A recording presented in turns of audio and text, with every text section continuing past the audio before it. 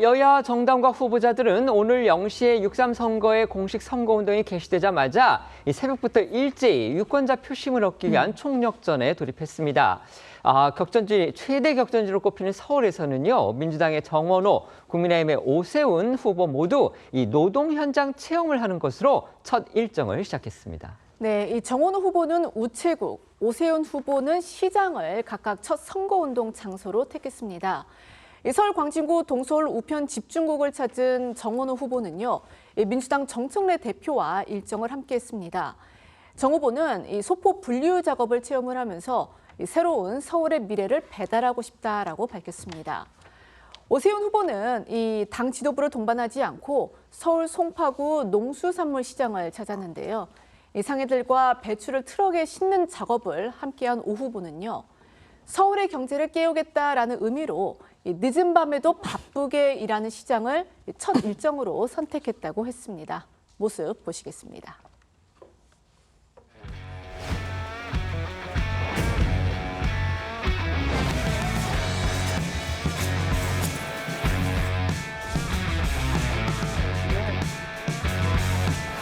시민들의 일상이 지켜질 수 있도록 든든하게 뒷받침하겠습니다.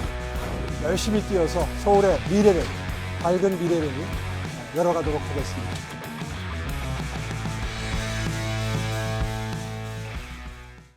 공식 선거운동 개시와 함께 후보들 간 서로의 약점 그리고 악재를 파고 들어가는 네거티브 공방전 더욱 치열해지고 있습니다. 서울시장 선거전의 경우에는요, 오세훈 후보 측에서 정원호 후보의 과거 폭행 전과를 또 정 후보 측에서는 오 후보를 겨냥해서 이 서울 삼성역 철근 누락 은폐 의혹을 제기하면서 공세를 집중하고 있는데요. 관련해서 어제 저희 TV조선이 처음으로요, 이 정원호 후보의 폭행 사건 피해자를 만나서 당시 상황을 들을 수 있었습니다. 1995년 사건 당시에 민주자유당의 양천구 국회의원의 보좌관이었던 이재곤 씨가 실명까지 밝히면서 정 후보의 해명을 반박하고 나섰습니다. 네, 31년 전 정원호 후보 일행에게 맞아서 전치 2주 진단을 받았던 이재곤 씨, 저희 TV조선과 만나서 5.18 관련 논쟁의 발단이라는 정 후보 측의 주장을 일축했습니다. 이 씨에 따르면 당시 정 후보 측과는 일면식도 없던 사이였다고 합니다.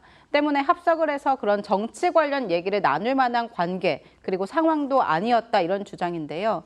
이 씨는 정 후보 본인은 물론이고 당시 정 후보의 상급자로 현장에 함께 있었던 김석영 전 양천구청장 비서실장도 5.18 관련 언쟁이 발단이 됐다고 해명한 데 대해서 황당무계하다 이렇게 말했습니다.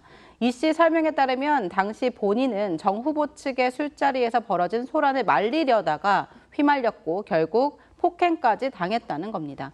그러면서 이 씨는 정 후보 측 해명으로 인해 자신이 5.18 민주화 운동을 폄훼한 사람이 돼버린 게 아니냐며 이는 2차 가해다 이런 취지로 항변하기도 했습니다. 목소리 들어보겠습니다. 앞이 전혀 안 보이는데 두들겨 패니까 생명의 약간 위협을 느낄 수도 있는 거 아니에요. 띠동갑 되는 동생들이 맞았다는 그 이유가 굉장히 자존감이 많이 상했어요. 일면식이 없는데 합석을 해서 그런 이야기를 할 수 있는 그런 사이가 아니다, 상황이 아니다 말이에요. 민주화를 위해서. 그런 세대에 살았고 제가 5.18을 마치 이야기해서 맞은 것처럼 그게 이야기가 되느냐 그 이야기야.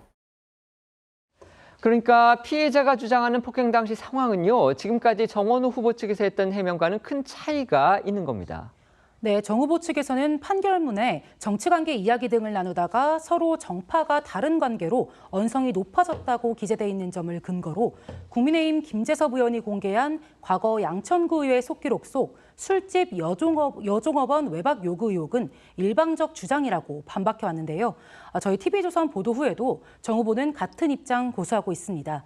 정 후보는 오늘 한 라디오 방송에 나와 저희 TV조선이 만난 폭행 피해자의 주장에 대해 당시 지방선거 끝나고 바로였기 때문에 지방선거로 언쟁이 시작됐고 당시 가장 큰 이슈였던 5.18까지 진행이 됐다.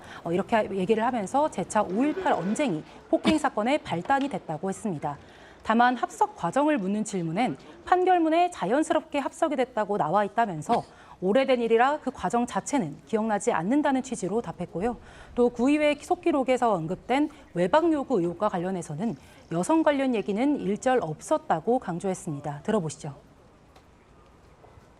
지방선거로 시작이 됐다가 그게 이제 계속 격앙이 된 서로 이제 상대방이었잖아요. 네. 승자 패자 이런 관계 속에서 이제 언쟁이 됐다가 5.18까지 진행이 된. 왜냐하면 그 당시 그날 당일날 5.18이 가장 큰 이슈였습니다. 오래된 일이라 그 과정 자체가 어떻게 합석이 됐는지 이런 것까지 기억이 나겠습니까?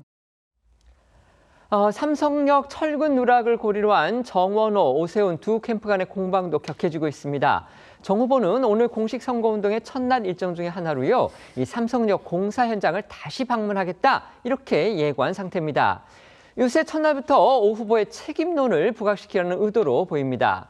정 후보는 이 시장에 당선이 된다면 일단 이 문제의 공사를 중지하도록 명령부터 내리겠다 이렇게 밝히면서 이게 또 다른 쟁점으로 부각했습니다. 네, 정 후보는 오늘 한 라디오 방송에 출연해서 서울시장이 되면 일단 공사 중지 명령부터 내릴 거냐라는 진행자의 질문에 중지해야 된다라고 답했습니다.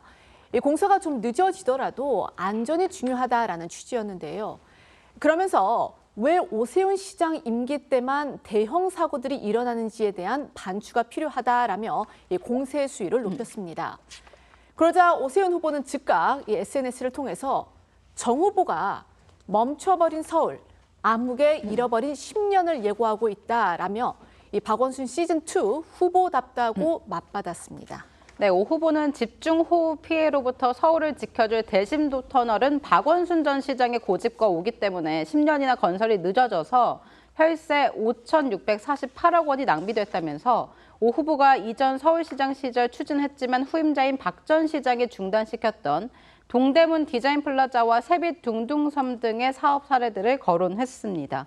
그러면서 오 후보는 서울시가 철근 누락을 보고받은 후에 공사와 안전성 보강 조치를 병행해서 전혀 안전에 문제가 없다는 판단을 내렸고 국토부 역시 철근 누락 관련 사실을 인지했음에도 17일 동안 GTX A 시범 운행을 했는가 하면 철도공단도 안전에 영향이 미미하다는 결론을 내는 등 바로 이재명 정부가 안전을 보증했다고 맞받았습니다. 그러면서 과학이 아닌 괴담에 기대어 시민을 선동하는 무책임한 후보에게는 시민의 삶을 맡길 수 없다고 했습니다.